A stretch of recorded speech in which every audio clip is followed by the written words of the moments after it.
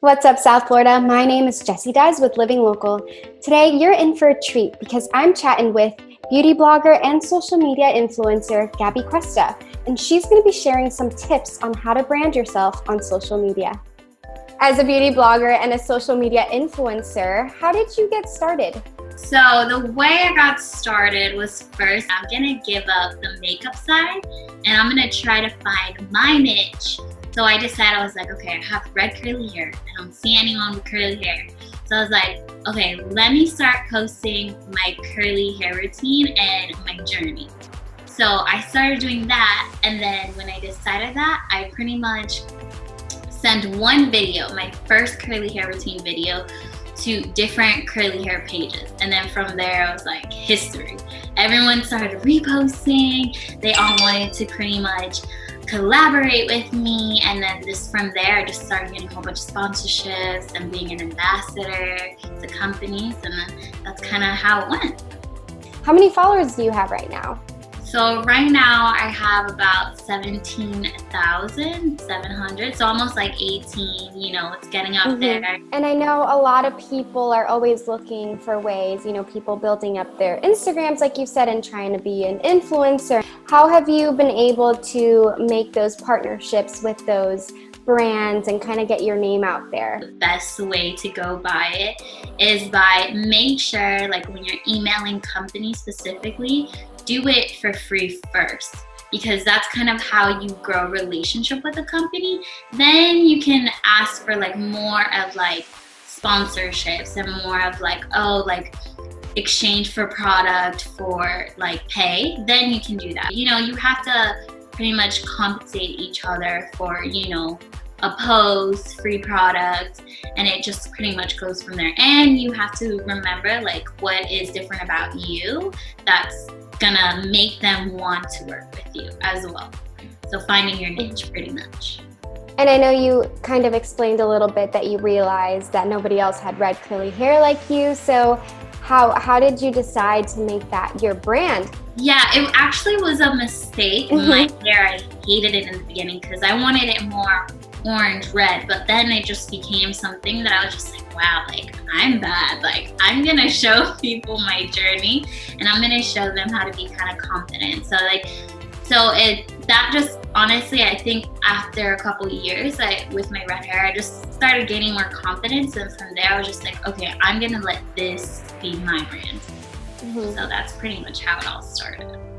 And I see that on your page you have beauty blogger, but you also have fashion blogger. So tell me about your other interests and how you've been able to kind of blend them together. So when I started off, I was just like, okay, so beauty, so curly, fashion.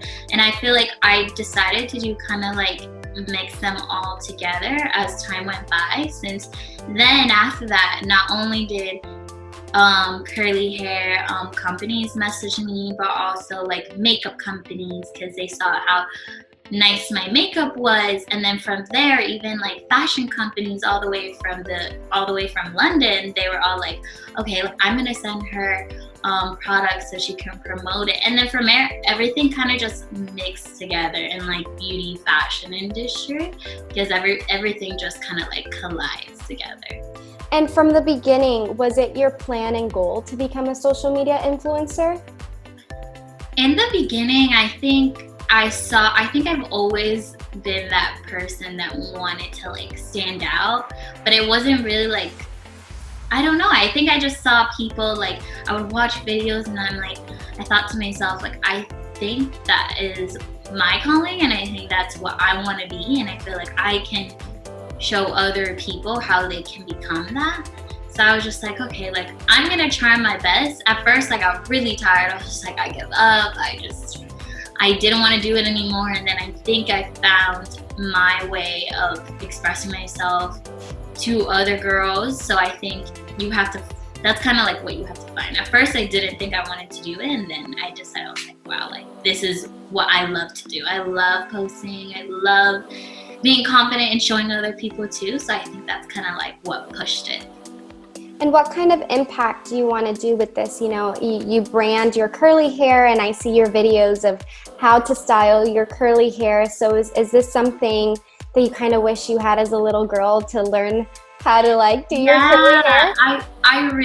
I feel like years ago, like every curly hair girl just like didn't feel confident in themselves, and I just feel like there are times where like you know, all the process of being a girl, like, oh, like guys didn't like me because I didn't have like that straight, you know, blonde or like just straight wavy hair, anything. I was just like, I think we all go through that stage like where we felt sad and like, you know, not as pretty. So then my hair just ended up getting damaged because, you know, I just wanted to be like everybody else. And I want to leave a story of kind of, you know, to other girls, like they don't need to be like that. They can fix their hair, they can be themselves and finally be natural and, you know, be the way that pretty much God created them to be.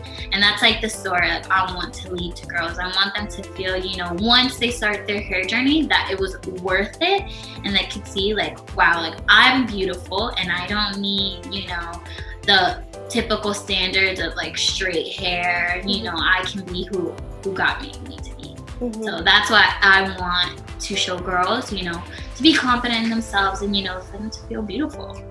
And that's an awesome message. So I would ask you, what are maybe 3 tips that you would give to a social media influencer who's trying to find their brand? I would say one thing is, like I keep saying, find your niche. What is gonna make you different than other girls? You know, what's gonna make you stand out to other, you know, companies? That is your main thing that you have to find first. I always say that. Because if you don't find that, then it's kind of like, what story are you gonna leave? You have to find a story that you're gonna leave to people. Second, my other tip would be kind of like find out who you are. I started putting myself down so much, and then after a while I was just kind of like, no, I need to keep going. And then I actually found like kind of who I was, and then from there kind of just led me to be, you know, find who I am right now. So I think that's the second thing. You need to kind of like find out who you are as well, like during this process, because I feel like in the beginning you kind of start growing. So I think you need to find yourself during this time too. I think the third tip that I would give is like, don't give up on like not, you know, there are different ways that you can be an influencer. You don't have to have so many followers. I always thought that like, oh my God, I need 10,000 followers. No, it's consistent. Be consistent in your posting. Make things like aesthetically pleasing. Make sure like you have more comments. The more comments, the better. That's what companies love to see. They love to see interaction. They love to see like, oh, I want to buy that, and then you answering back. So there's different websites where you can like actually make money, do sponsorships for free that like I can give out.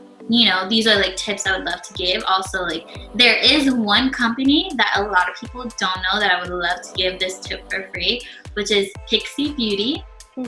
In their website, they actually have a template where you can like put your name and everything so you can collaborate with them. You don't have to have 10,000 followers.